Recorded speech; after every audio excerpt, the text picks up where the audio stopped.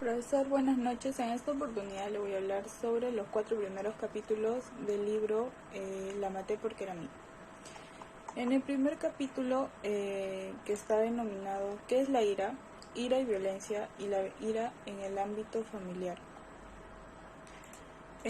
La ira es la indignación, es la molestia o el enfado que se manifiesta con enojo, rabia, cólera, furor, y se representa con grandes dosis de agresividad tanto físicas como verbales.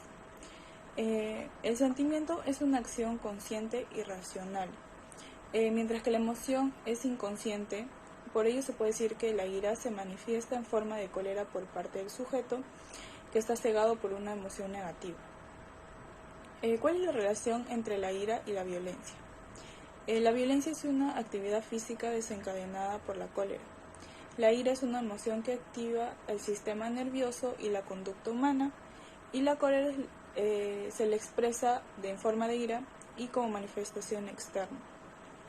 En la cólera no es necesariamente un sentimiento, y la ira puede expresarse como un enfado y una manifestación consciente.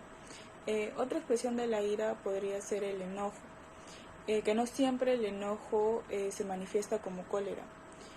Por ejemplo, una persona enojada puede optar por irse, por callar, o demuestra su enojo con algún enfado o con cólera. También podemos hablar que la ira se manifiesta con rabia o furor, y a su vez puede inducir a la persona a expresarlo de forma verbal o hiriente.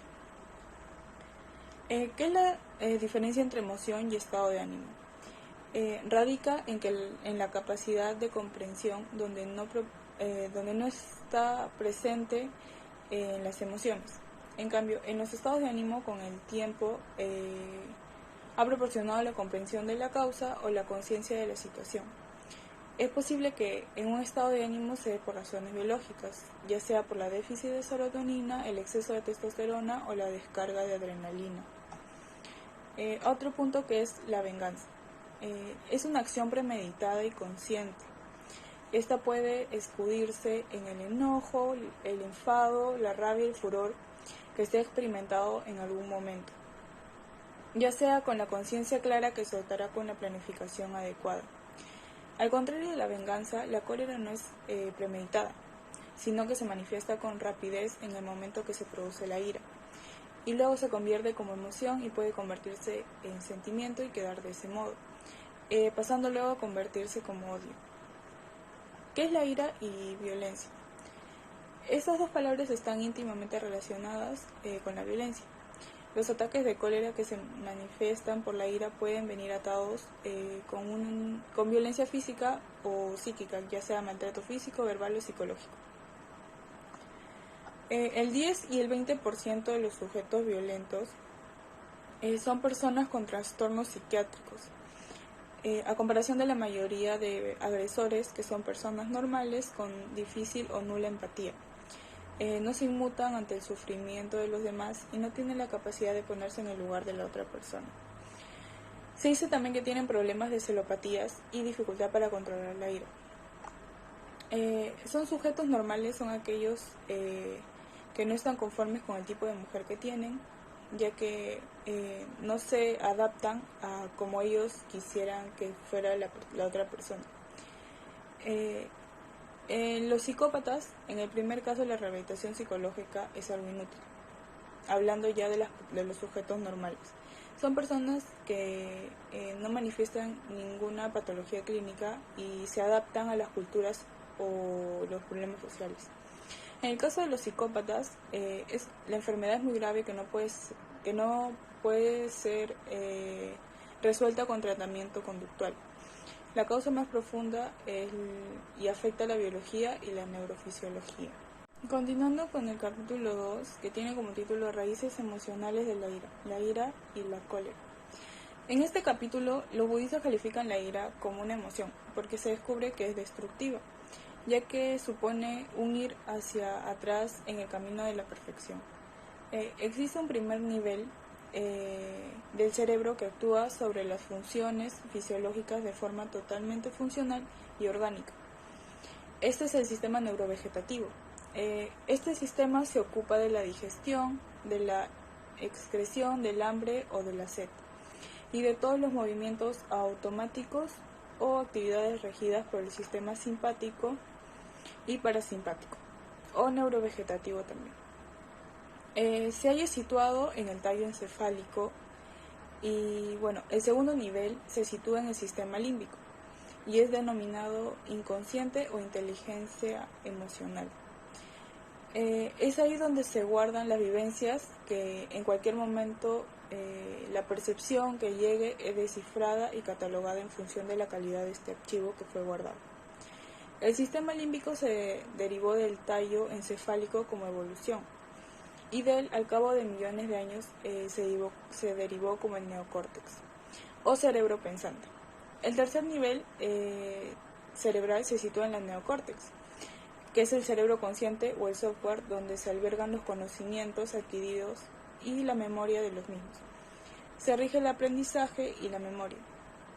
Se encuentran también tres funciones distintas, que son la conciencia, la reflexión y el cerebro planificador.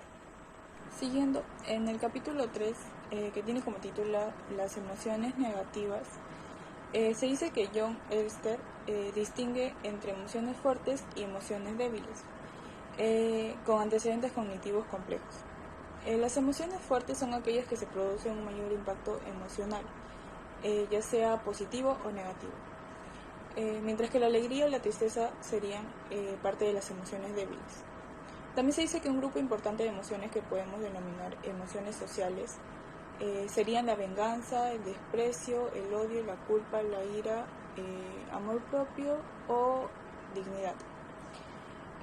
Las emociones están más apegadas al perfil del estado corporal y por tanto también estarían más cerca del estado neurovegetativo como fruto del inconsciente. Tenemos la felicidad, la tristeza, la ira, el miedo o el asco. Estas ya vendrían a ser más emociones universales.